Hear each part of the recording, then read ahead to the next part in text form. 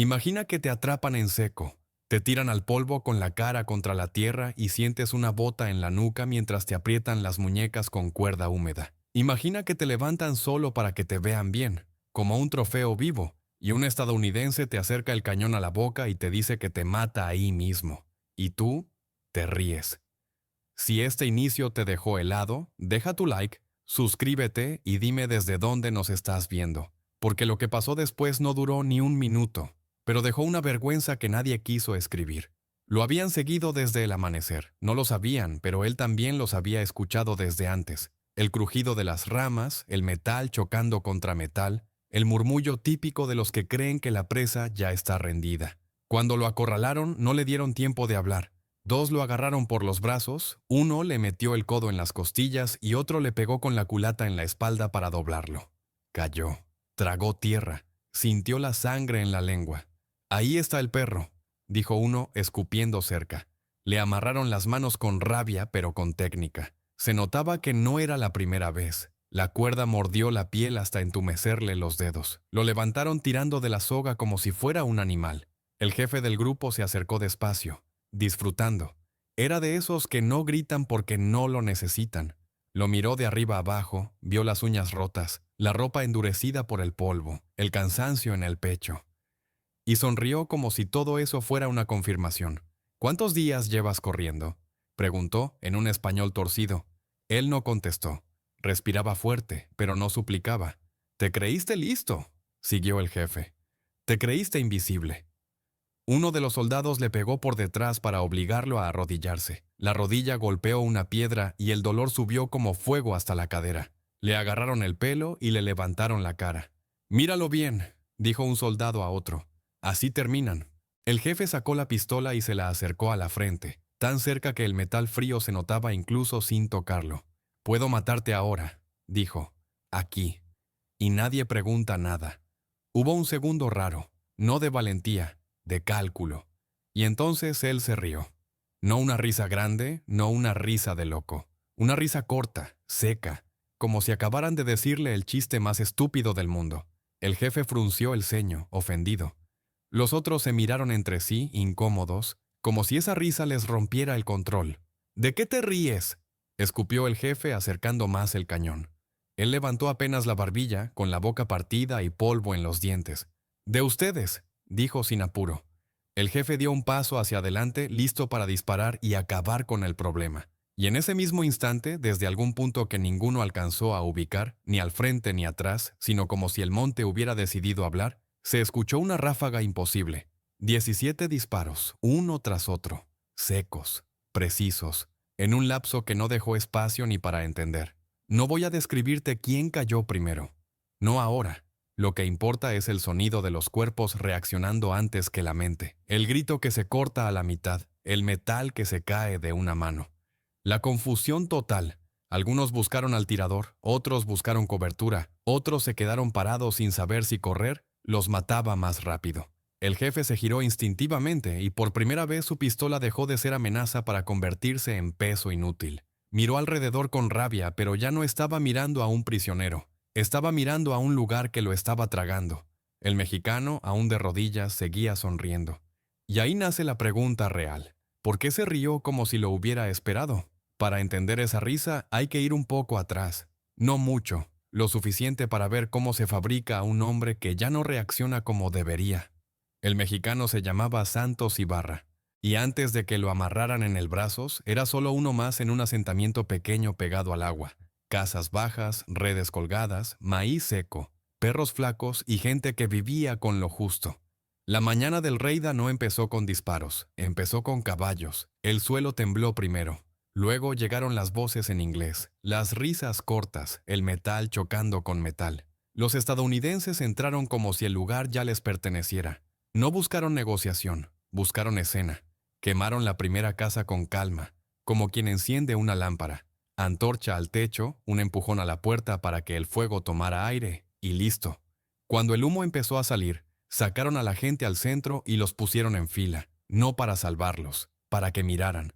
Un hombre mayor intentó correr hacia su puerta como si pudiera sacar algo, cualquier cosa.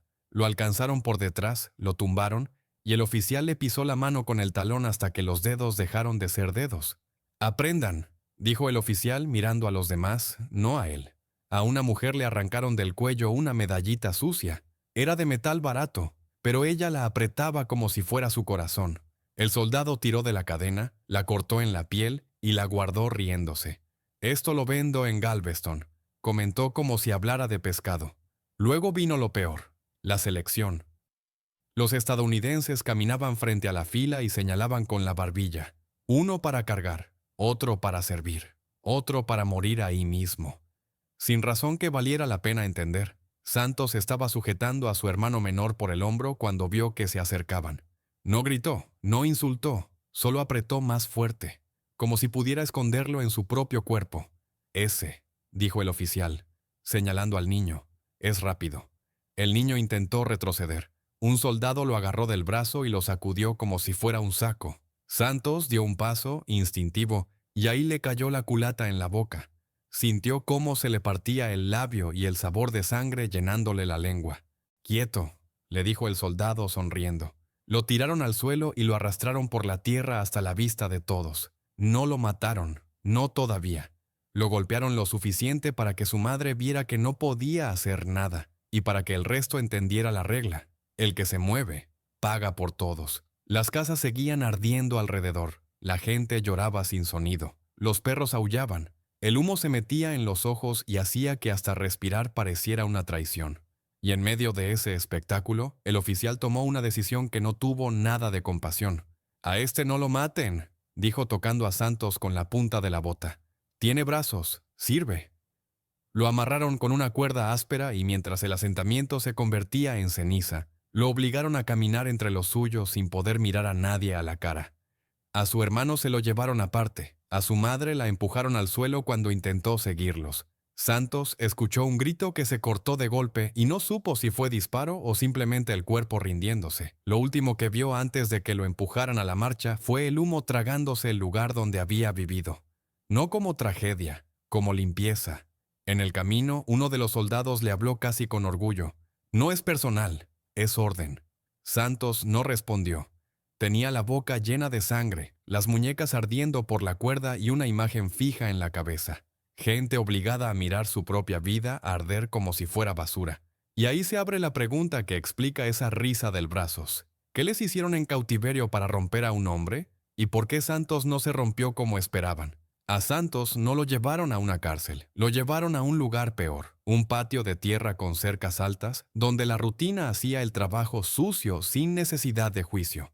El primer día no empezó con órdenes, empezó con una humillación simple. Lo dejaron horas de rodillas, con las manos atadas a la espalda, mientras los hombres comían cerca, tirando huesos al suelo. «Si tiene hambre, que aprenda a oler», se rieron. Cuando por fin lo soltaron, no le dieron agua primero. Le dieron trabajo. Le señalaron un montón oscuro cerca del corral. Restos de una pelea. Un hombre muerto que nadie iba a enterrar. «Arrástralo», dijo el capataz. «Y no me manches la entrada». Santos lo hizo. Sintió la tela pegándosele a los dedos, el peso inútil, la cabeza golpeando piedras. No por respeto, sino porque querían que entendiera que su cuerpo ya no le pertenecía ni para sentir asco. El adiestramiento era así. Castigos que no lo mataban, pero lo dejaban sin piel por dentro. Una vez lo obligaron a limpiar las letrinas con un balde rajado que le goteaba encima de los pies. Otra a fregar el suelo del comedor con agua salada y arena hasta que las uñas se le levantaron. Si se detenía, no le pegaban fuerte de inmediato. Le daban algo peor, lo dejaban al sol, de pie, con un palo detrás de las rodillas para que no pudiera sentarse ni caer sin romperse. «Solo aguanta», le decía el capataz cerca del oído. «Eso es todo lo que hacen ustedes, aguantar». Le cambiaron el nombre, no en papel, en la boca. «Oye, mexicano. Tú, perro». Si respondía tarde, venía la vara. Si respondía rápido, venía la risa. Si mostraba rabia, lo dejaban sin agua para que la rabia se convirtiera en debilidad. Y aún así lo mantuvieron vivo por una razón. Era útil. Santos aprendió a ser cómodo. Agachaba la cabeza antes de que se lo ordenaran. No discutía, no miraba a los ojos. Hacía las cosas con esa precisión que hace que el amo se relaje. Era una máscara, y la máscara le compraba segundos. Con esos segundos empezó a mirar lo que importaba. No miraba a los hombres como personas, los miraba como hábitos. El guardia de la puerta bebía antes del cambio de turno y siempre orinaba detrás del mismo barril. El capataz guardaba la llave del cobertizo de armas en un cordón bajo la camisa, pero se la quitaba para dormir. El más joven se distraía con cartas y cuando perdía se volvía violento, predecible. El viejo que parecía el más duro era el que más temía al fuego. Se alejaba del depósito de pólvora como si oliera un animal muerto. Santos notó también lo que nadie anunciaba: rutas. Los patrulleros salían 2 veces al día, pero cambiaban el camino según el viento y el barro. Cuando llovía, evitaban el bajo y cruzaban por una franja de matorral donde los caballos iban más lento. Cuando el cielo estaba limpio, se abrían, confiados, porque les gustaba ver el horizonte. Una tarde lo mandaron a limpiar armas, no a usarlas, a dejar el metal brillante como si la muerte fuera una herramienta que debe verse bien. El olor del aceite de armas se le quedó en la nariz. El peso del rifle, aunque solo lo sostenía para limpiar, le enseñó algo. ¿Cuánto tarda un hombre en cargarlo si tiembla? ¿Cuánto tarda si está sobrio? ¿Cuánto tarda si se cree invulnerable? El capataz se rió al verlo observar demasiado. ¿Te gusta?, dijo. Mira, pero no toques. Santos bajó la vista. Por fuera, obediencia; por dentro, memoria. La primera oportunidad de huir llegó con una tormenta corta, no de esas que destruyen techos, de las que ensucian el suelo y vuelven perezosos a los guardias. El barro lo cambia todo, las botas pesan más, las órdenes se vuelven más lentas. Esa noche Santos se deslizó hacia el corral de caballos. No corrió, caminó como caminaba siempre, sin llamar la atención. Tenía un alambre doblado que había guardado semanas, lo justo para forzar un cierre simple. Lo logró, abrió la traba. Y ahí cometió su primer error. Creyó que el ruido del viento taparía el resto. El caballo resopló fuerte, dio un golpe con la pata, la madera crujió. Una voz desde la oscuridad: ¿Quién anda ahí? Santos se quedó congelado un segundo, el segundo que lo condena. El guardia encendió una lámpara y el círculo de luz lo encontró. ¡Perro!, gritó. Santos corrió, no hacia la salida grande, hacia el lado donde la cerca tenía una tabla floja que había visto días antes. La empujó con el hombro, sintió la astilla clavarse, pasó medio cuerpo y una mano lo agarró del tobillo. Lo arrastraron de vuelta al barro como si fuera un saco. El castigo no fue un disparo, fue una lección pública. Lo pusieron en el poste del patio, brazos abiertos, muñecas arriba, y lo dejaron así hasta que el hombro se le durmió y el dolor empezó a subir por la espalda como fuego lento. El capataz no gritó, habló tranquilo, para que todos escucharan. A este lo quería el oficial vivo. ¿Ven por qué? Porque todavía cree que decide. Le dieron golpes medidos, no para matarlo, para romperle el ritmo. Y cuando Santos ya apenas podía sostenerse, trajeron a otro preso, un hombre que había mirado la puerta demasiado tiempo, y lo tiraron a sus pies. Uno se escapa, dijo el capataz, y otro paga. El disparo sonó corto. El cuerpo cayó pesado. Santos no pudo ni cerrar los ojos. Esa fue la verdadera cuerda, no la que le amarraba las manos, sino la que le ataban a la conciencia. Cuando lo soltaron, Santos caminó torcido, con la boca llena de barro seco y el pecho apretado. Nadie lo ayudó, nadie lo consoló. Volvió al trabajo al día siguiente con el mismo balde, el mismo trapo, la misma cara baja. Pero algo ya no era igual. Ya no era solo un esclavo intentando huir. Era un hombre que había aprendido 2 cosas con sangre ajena: que lo vigilan cuando te mueves rápido, y que el sistema siempre cree que el castigo te vuelve dócil. Santos dejó que lo creyeran, y mientras fingía estar roto, siguió contando llaves, pasos, rutas, y el número de hombres que se colocaban exactamente donde él quería, cuando creían tenerlo atrapado. Santos esperó semanas después del primer intento fallido, no por miedo, sino porque entendió la regla. Si te mueves cuando ellos están atentos, te vuelves historia corta. Tenía que escapar cuando el rancho estuviera ocupado mirando otra cosa. La oportunidad llegó con un traslado. 2 carretas iban a salir al amanecer con herramientas y sacos, y la noche anterior los guardias bebieron más de lo normal. No era celebración, era pereza. Santos trabajó hasta tarde limpiando el patio. Lo hicieron hacerlo a propósito, para que aprenda. Cuando por fin lo mandaron a dormir, él no se acostó. Se quedó sentado en la oscuridad, respirando lento, escuchando cómo el rancho se apagaba por partes. Primero las risas, luego los pasos, luego el silencio. A medianoche empezó. No corrió hacia la puerta. Eso era de novato. Se metió en el lugar más sucio, donde nadie revisaba, detrás de las letrinas, entre barriles vacíos y tablas rotas. Ahí, semanas antes, había aflojado un clavo. Solo uno, lo suficiente para que una tabla cediera sin hacer un escándalo. Empujó.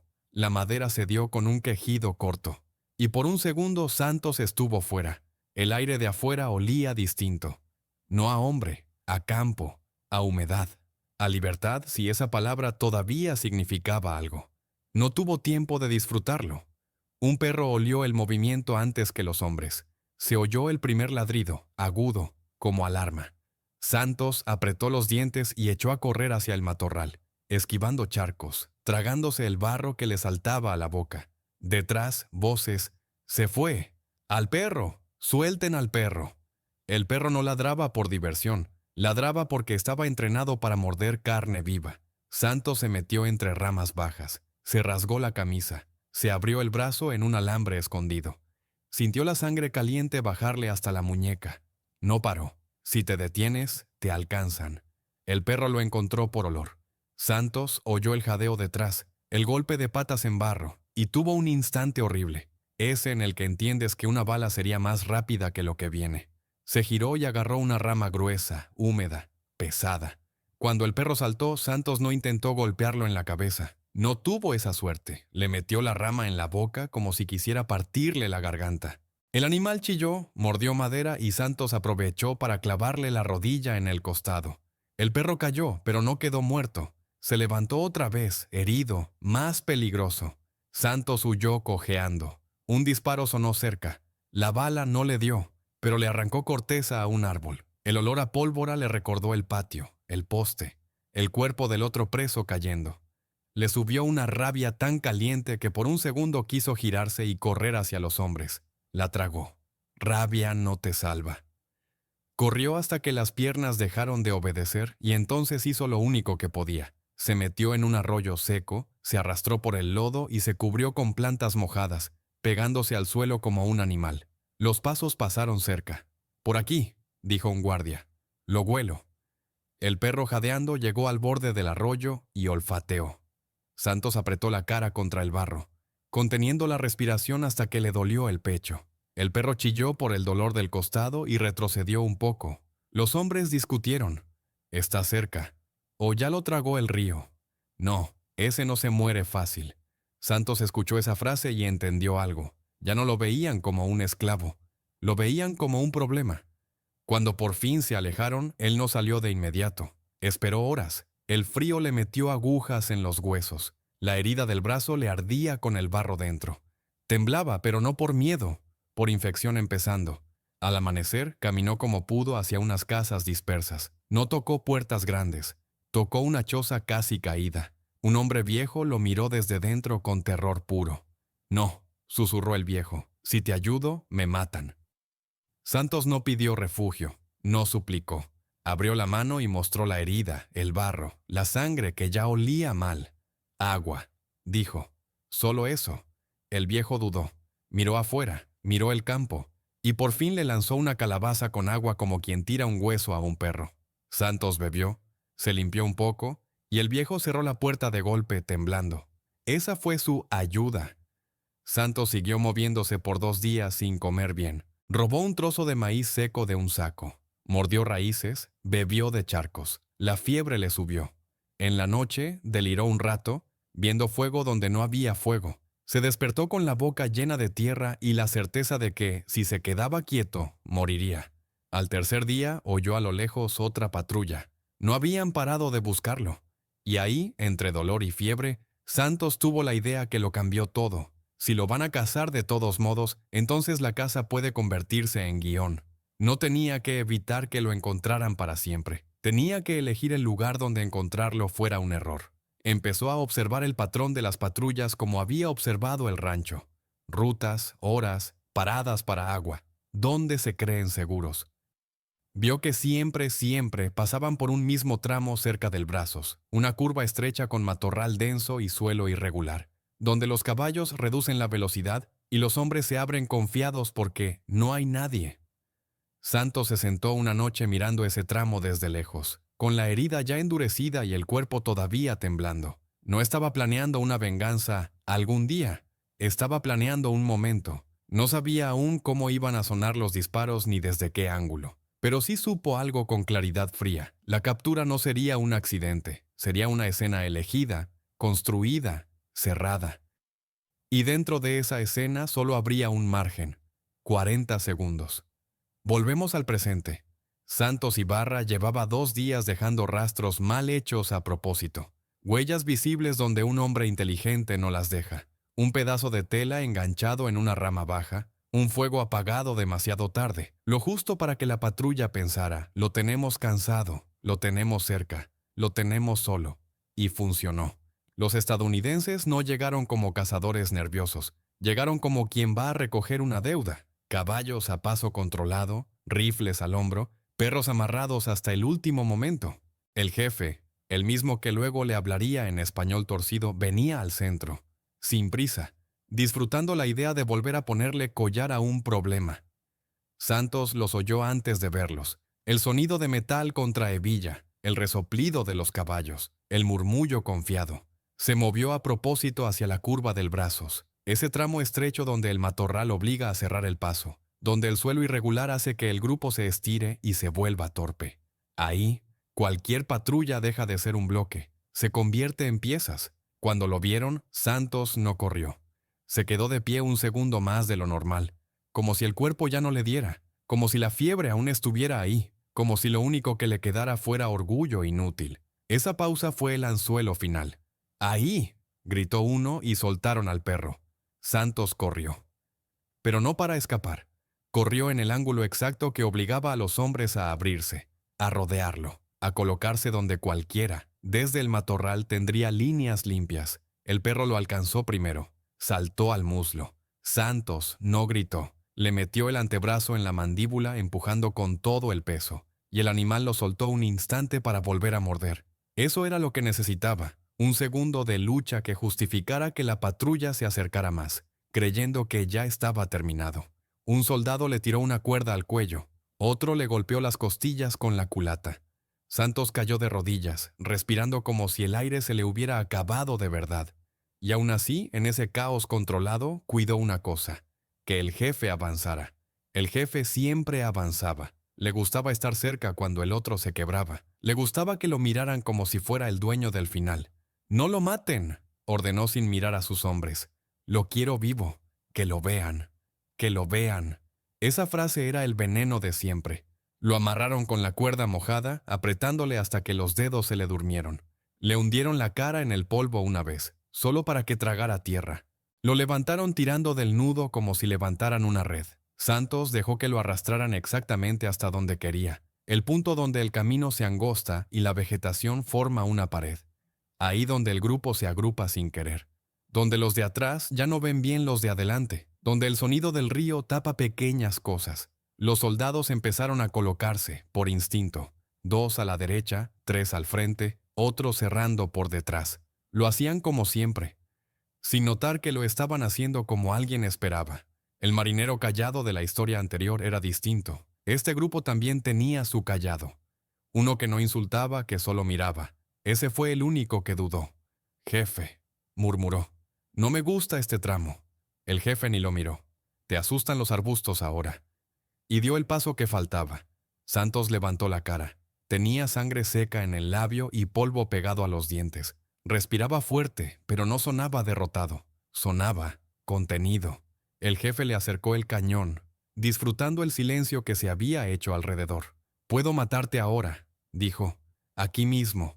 Santos lo miró como si lo hubiera escuchado repetir una frase vieja, gastada, y se rió. Corto, seco, ofensivo. Los hombres se tensaron al instante, porque esa risa no era de desesperación. Era de alguien que estaba viendo otra cosa detrás de ellos, como si la escena estuviera completa y ellos aún no lo supieran. «¿De qué te ríes?», escupió el jefe. Santos no respondió enseguida. Miró apenas hacia el matorral, no de forma evidente, sino como quien confirma una marca en el suelo. Luego volvió al jefe. De lo puntual que son, dijo. El jefe frunció el ceño, molesto, y avanzó un paso más. Justo el paso que colocó a varios hombres en la misma línea, el mismo ángulo, la misma altura. Y ahí es donde todo se vuelve insoportable de explicar. Los disparos no empezaron cuando lo capturaron. No empezaron cuando lo golpearon. No empezaron cuando lo amarraron. Empezaron cuando, sin darse cuenta, estuvieron exactamente donde Santos necesitaba que estuvieran. La pregunta es simple. Y es la que abre la última parte. ¿Qué tenía preparado para que el infierno se activara solo cuando ellos ocuparan la posición correcta? El primer disparo no sonó lejos. Sonó cerca, como si el monte hubiera estado esperando con el dedo en el gatillo desde hacía horas. Luego vino el segundo, y el tercero. Y en ese punto, el grupo se partió en dos tipos de hombres, los que intentaron entender y los que solo corrieron. El jefe giró buscando el origen, levantó la pistola, y se dio cuenta de lo único que no podía aceptar. No estaban siendo atacados al azar, estaban siendo tomados por turno. Uno caía, otro se agachaba, otro levantaba el rifle. Y antes de apuntar ya escuchaba otro disparo. En menos de lo que tarda una orden en recorrer una fila, la patrulla perdió lo único que la mantenía peligrosa: coordinación. ¡Al suelo! ¡A la derecha! ¡No! ¡Al matorral! ¿De dónde? Las voces se chocaban. Los caballos se encabritaron. El perro que antes mordía a Santos chilló y salió disparado sin saber a quién obedecer. Dos soldados se estrellaron entre sí intentando cubrirse detrás del mismo tronco. Y Santos seguía de rodillas. Eso fue lo que los terminó de romper por dentro. Porque mientras ellos se desmoronaban, él no gritaba, no suplicaba, no pedía nada. Solo miraba el tramo como quien revisa si una puerta quedó bien cerrada. Los disparos no venían de un solo punto. Venían de un corredor, cañas, matorral, una pequeña elevación donde el terreno da visibilidad sin regalar silueta. Ese corredor no existía para los estadounidenses porque nunca lo habían mirado como presa. Santos sí. Lo que preparó no fue magia ni suerte, fue trabajo sucio. Días antes, Santos había dejado rastros para atraerlos y al mismo tiempo había hecho otra cosa. Había ido reuniendo a 3 hombres que también habían escapado de rancho y patrulla. No eran soldados, eran gente con hambre, con manos temblorosas y con una razón para apretar el gatillo, sin dudar. Les consiguió armas como se consiguen las cosas en esa frontera, robadas, cambiadas por comida, arrancadas de un guardia dormido. Les enseñó lo único que importaba. No disparen por rabia, disparen por orden. 1, 2, 3. Sin repetir objetivos, sin gritar, sin moverse. La señal no era una bandera, era su risa. Por eso se rió. Porque en el instante en que el jefe dio el paso y la patrulla quedó acomodada en ese tramo estrecho, hombres a distintas alturas, algunos expuestos, otros intentando cubrirse sin cobertura real, el corredor se activó como trampa. 17 disparos, 40 segundos. No fue una balacera larga, fue un corte. Al quinto o sexto disparo, los supervivientes intentaron responder. Dispararon al matorral sin ver nada. El humo de sus rifles los cegó más. Y cada disparo que hacían los delataba. Posición, altura, desesperación. El jefe intentó recuperar control gritando un nombre, el del hombre más cercano. Abrió la boca y la cerró de golpe, como si lo hubieran apagado por dentro. Cayó de lado. Su pistola quedó en el polvo sin que nadie la recogiera. Ahí la patrulla se convirtió en individuos, y un individuo asustado no gana contra una trampa ya cerrada. En medio del caos, Santos hizo lo único que tenía que hacer: salir de su papel de prisionero. Se inclinó, metió las manos atadas bajo la pierna, tensó la cuerda contra una piedra afilada que él mismo había notado antes, porque también había estudiado el suelo, y la fibra se dio lo justo. No fue limpio, le abrió piel, le dejó la muñeca ardiendo, pero le dio una mano libre. Un soldado lo vio y trató de apuntarle, temblando. Antes de que apretara el gatillo, otro disparo sonó desde el corredor y el rifle se le cayó como si le hubieran arrancado la fuerza. Santos se levantó.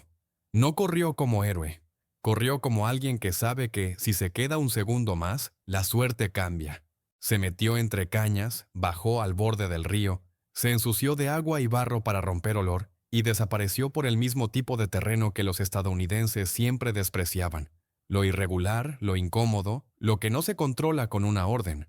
Cuando todo terminó, los pocos que quedaron vivos se miraban sin entender qué contar, porque decir no se emboscaron era admitir que los cazaron. Decir fue una banda era admitir que no vieron venir nada. Y decir la verdad, que un hombre al que creían quebrado los acomodó en una línea y convirtió su captura en un gatillo, era demasiado humillante para ponerlo en un informe. Santos no se fue como leyenda limpia, se fue como lo que lo habían obligado a hacer. Un hombre al que le quemaron el lugar, le quitaron el nombre, lo entrenaron con dolor y que devolvió el mismo método, solo que mejor dirigido. Si viste el video hasta el final, deja tu like, suscríbete y cuéntanos desde dónde nos estás viendo. Y ahora dime, ¿crees que Santos fue un monstruo o el resultado exacto de lo que ellos mismos construyeron?